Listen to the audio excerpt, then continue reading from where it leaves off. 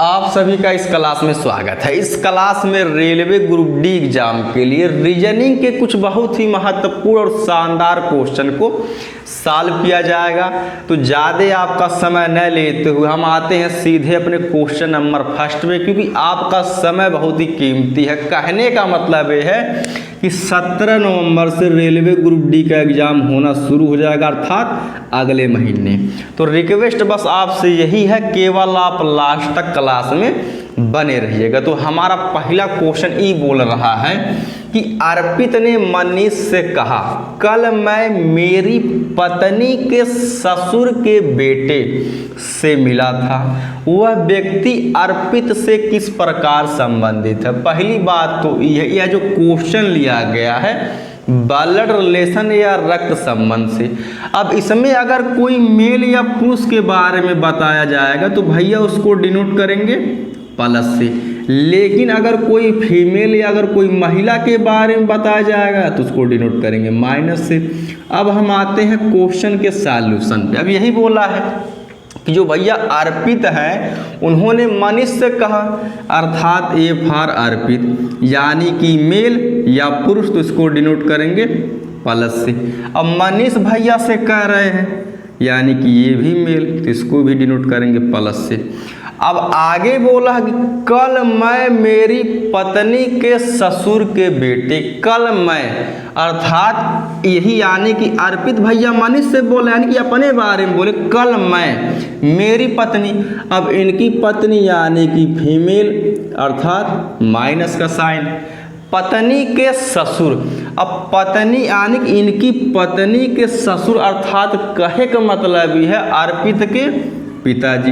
अब अर्पित के पिताजी यानी कि प्लस का साइन। अब एक बात आप समझ लीजिए, अर्पित के पिताजी यानी कि इनकी पत्नी के ससुर तो ही होंगे। अब आगे पढ़ते हैं, ससुर के बेटे, अर्थात इनके ससुर के बेटे यानी कि इनका एक बेटा भी है।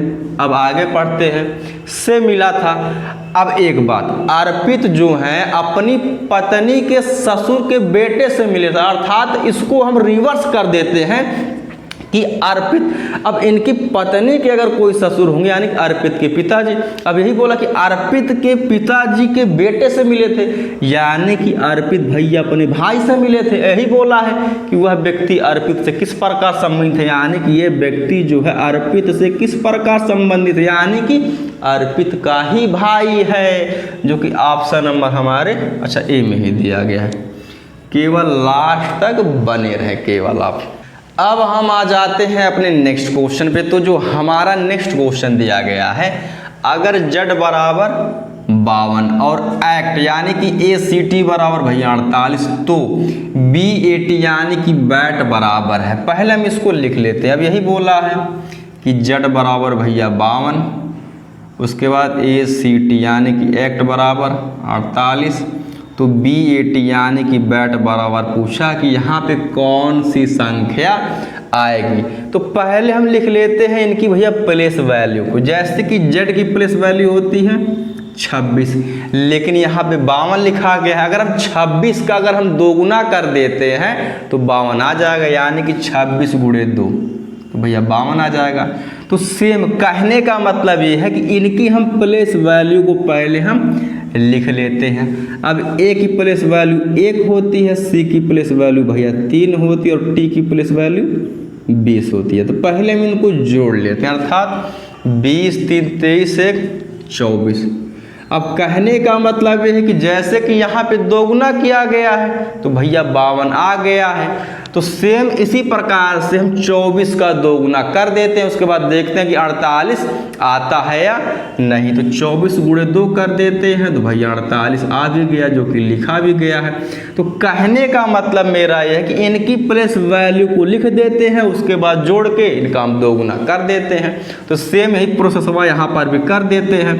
अब B की प्लेस वैल्यू 2, A की प्लेस वैल्यू 1 और T की प्लेस वैल्यू 20। अब इसको हम जोड़ लेते हैं, अर्थात 20 में 2 जोड़ेंगे 22 और 22 में 1 जोड़ेंगे 23। अब जैसे कि यहाँ पर भी दोगुना किया गया, यहाँ पर भी दोगुना किया गया, तो यहाँ पर भी दोगुना कर देते हैं, यानी 23 गुणे 2 कर देंगे तो भैया 46 आ जाएगा, जो कि ऑप्शन नंबर हमारे D में दिया गया है। अब हम आ जाते हैं अपने नेक्स्ट क्वेश्चन पे। तो जो हमारा नेक्स्ट क्वेश्चन दिया गया है, कौन सी आकृति वृक्ष, पादप और मकान के बीच सही संबंध दर्शाता है? पहली बात तो यह है।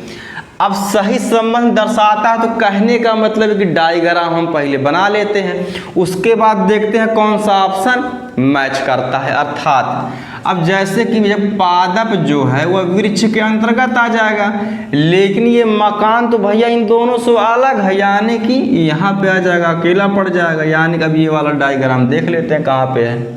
अब देख सकते हैं कि भैया बी वाले ऑप्शन में दिख रहा है। अब हम आ जाते हैं अपने नेक्स्ट क्वेश्चन पे। तो जो हमारा नेक्स्ट क्वेश्चन दिया गया है, राजेश का एक कक्षा में ऊपर से 7वां स्थान और नीचे से 28वां स्थान है, तो कक्षा में कुल कितने विद्यार्थी हैं? अब यही बोला है कि ऊपर से भैया 7वां स्थान है राजेश का और नीचे से भैया 28वां स्थान है। अब यही पूछा है कि भैया कक्षा में कुल कितने विद्यार्थी हैं। तो एक बात, जैसे कि जब किसी भी व्यक्ति का या किसी भी वस्तु का जब दोनों तरफ से अगर स्थान दिया रहता और कुल अगर पूछता, जैसे कि यहाँ पे राजेश का भैया ऊपर से स्थान दिया और इसी व्यक्ति का भैया नीचे से भी स्थान दिया है, और यही बोला कि कक्षा में कुल कितने विद्यार्थी हैं, तो टोटल निकालने का सबसे आसान तरीका यह होता है कि दोनों को जोड़ करके हम इसमें से एक घटा देंगे। अब एक घटाएंगे क्यों, अभी आपको बताया जाता। जैसे कि 7 + 28 उसके बाद -1। अब एक बात, 28 में 7 जोड़ेंगे भैया 35 आ जाएगा, और 35 यानी कि -1।